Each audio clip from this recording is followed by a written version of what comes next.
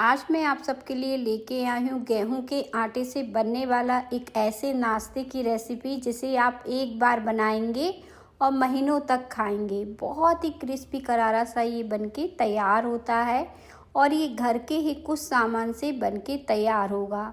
आप इसे किसी भी त्योहार पर बना के स्टोर कर सकते हैं। तो चलिए बिना देर किए शुरू करते हैं इसे हम बनाना। इसे बनाने के लिए घर में कोई भी थाली हो तो इस तरह से आपको थाली प्लेट ले लेना है और इसमें डालना है ये गेहूं का आटा।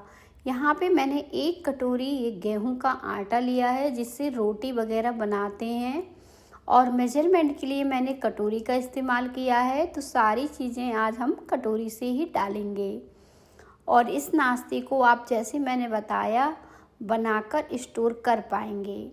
यहाँ पर आपको सूजी लेनी है, जितना आटा है उससे आधी हमें यहाँ पे सूजी लेनी है। यहाँ पे देखिए आप सूजी कोई भी ले सकते हैं, बारीक वाली हो या मोटी वाली हो, ये दोनों से ही बन जाता है। अब हमें साथ में लेना है ये बेसन। तो बेसन हमें जितना हमने सूजी लिया था उससे कम लेना है। धीरे धीरे करके हमें चीज़ें कम डालना है। तो यहाँ पे देखिए चम्मच से मैं नाप के दिखा रही हूँ, सिर्फ 3 चम्मच यहाँ पे बेसन लिया है, इससे ज़्यादा बेसन हमें नहीं डालना है। अब हमने यहाँ पे बेसन भी डाल दिया है और इन सारी चीज़ों को अच्छे से मिक्स कर देना है, क्योंकि ये सूजी बेसन इन सारी चीज़ों को आटे को अच्छे से मिला लेंगे। और इस नाश्ते को जैसे मैंने बताया आप घर के ही कुछ सामान से बना पाएंगे और बहुत ही क्रिस्पी करारा सा ये बनके तैयार होता है। तो इसे आप त्योहार में स्टोर भी कर पाएंगे। अब देखें आटा हमने अच्छे से मिक्स कर लिया है कुछ इस तरह से। अब ये आटा जो है अच्छे से मिक्स हो गया है। अब हम क्या करेंगे, इसमें बाकी की चीज़ें भी डाल देंगे। इसमें बहुत ज़्यादा आपको घी की ज़रूरत नहीं पड़ेगी, सिर्फ 1 चम्मच घी से ही काम चल जाएगा। 1 से 1.5 चम्मच घी आप इसमें डाल सकते हो, इससे ज़्यादा आपको नहीं डालना है, सिर्फ इतना ही घी डालेंगे हम। और जो चम्मच में मैंने घी लिया था ना तो अच्छे से भर के लिया था और ये जमा हुआ घी था, तो इस तरह से आपको लेना। अगर आप पिघला हुआ घी लेंगे तो यहाँ पे 2 चम्मच भर के डाल दीजिएगा। यहाँ पे इलायची का पाउडर डालेंगे और इसमें हम डालेंगे ये खाने वाला मीठा सोडा, बेकिंग सोडा डालना है यहाँ पे। और ये देखें ये 1/4 चम्मच है और अगर हम चुटकी से नापें तो देखें ये 1 चुटकी में बहुत ही कम आता है। तो ये देखें 1 चुटकी और ये 2 चुटकी के करीब मैंने डाला है इसमें। तो बस इतना ही डालना है, बहुत ज़्यादा सोडा नहीं डालना है। ज़्यादा सोडा होने से सोडे का टेस्ट आएगा इस नाश्ते में। तो बस इस तरह से हमने सोडा डाल दिया है और घी डाल दिया है। अब हम इसे हाथों से अच्छे से रगड़ के तैयार करेंगे। ये दानेदार सा हो जाएगा जब हम इसको इस तरह से रगड़ के तैयार करेंगे।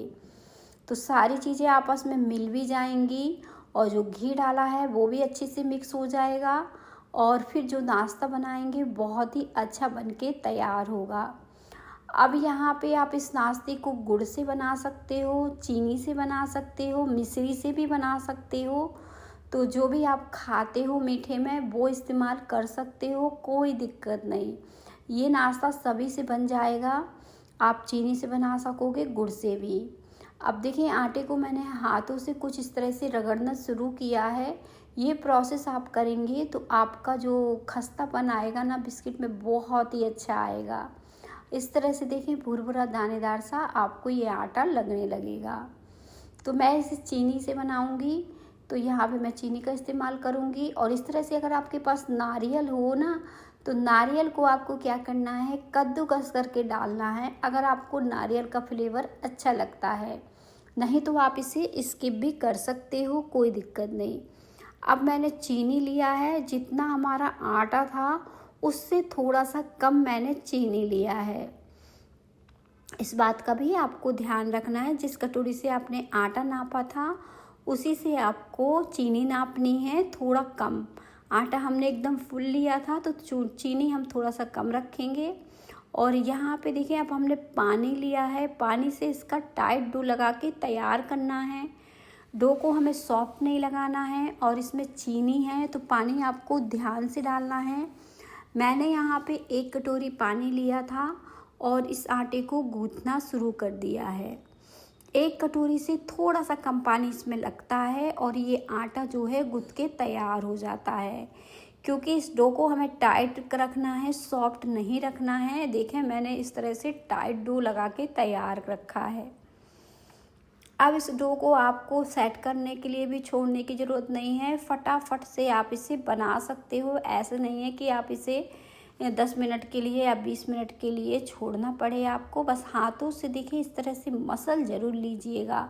जब ये मसल जाएगा ना तो बहुत ही अच्छा ये हो जाएगा। देखें इस तरह से दानेदार जालीदार आटा हमारा लग के तैयार हो गया है। तो देखें इस तरह से 2 भागों में मैंने कर लिया है और इसका एक रोल बना के तैयार करूँगी हाथों से।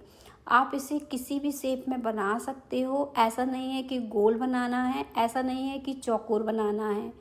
जो भी शेप आपको अच्छा लगता है वो शेप आप इसे दे सकते हो। चाकू पर हल्का सा तेल लगा लीजिए और इस तरह से मैंने देखिए गोल शेप दे दिया है। और इसे हम बहुत ज़्यादा मोटा नहीं रखेंगे और बहुत ज़्यादा पतला भी नहीं रखना है, इस बात का भी ध्यान रखना है। तो बस इस तरह से हमें बना के तैयार कर लेना है जैसे मैं बना रही हूँ गोल गोल। अगर चपटा बनाना चाहते हो तो देखो हाथों से इस तरह से रोल को चपटा करना है और फिर इस तरह से देखिए लंबे साइज का ये नाश्ता, ये बिस्किट आपकी बन के तैयार हो जाएगी। तो मैंने 2 तरीके आपको बताए हैं, इनमें से जो तरीका आपको अच्छा लगे वो आप बना सकते हो, कोई दिक्कत नहीं। अब हम क्या करेंगे, अब हम गोल बिस्किट को तैयार करेंगे। तो यहाँ पे देखिए सारे गोल बिस्किट मैंने बना के तैयार कर लिए हैं। थोड़े से चाकू से काटने से अगर टेढ़े हो जाएं तो हाथों से शेप दे सकते हो। और यहाँ पे तेल को आपको अब गरम करने के लिए रखना है और तेल हमें बहुत ज़्यादा गरम नहीं रखना है, आँच को धीमा रखना है। धीमी आँच में ही इन्हें सेकना है और फिर इन्हें जब हल्की सी सिक जाएं तो हमें इन्हें पलटना भी है और पलट पलट के दोनों तरफ अच्छा सा कलर आने तक इन्हें सेकेंगे, जब तक कि इनका पूरी तरह से कलर चेंज ना हो जाए और एकदम क्रिस्पी करारे से ना हो जाए। देखें अब मैंने इसे निकाल लिया है और बाकी के भी इसी तरह से हम सेक के तैयार करेंगे। और इन्हें देखिए मैंने कितना पतला रखा था और ये फूल कर डबल हो गए हैं। बहुत ही बढ़िया बन के तैयार हो गया है। आप इसे बनाएंगे तो अपने आप को रोक नहीं पाएंगे मुझे कमेंट करने के लिए, क्योंकि ये नाश्ता जो है बहुत ही अच्छा बन के तैयार होता है। आप इसकी तारीफ़ ज़रूर करेंगे। अगर रेसिपी अच्छी लगे तो रेसिपी को लाइक ज़रूर करिएगा। अब मैं इसे तोड़ के दिखा रही हूँ, कितना खस्ता करारा जालीदार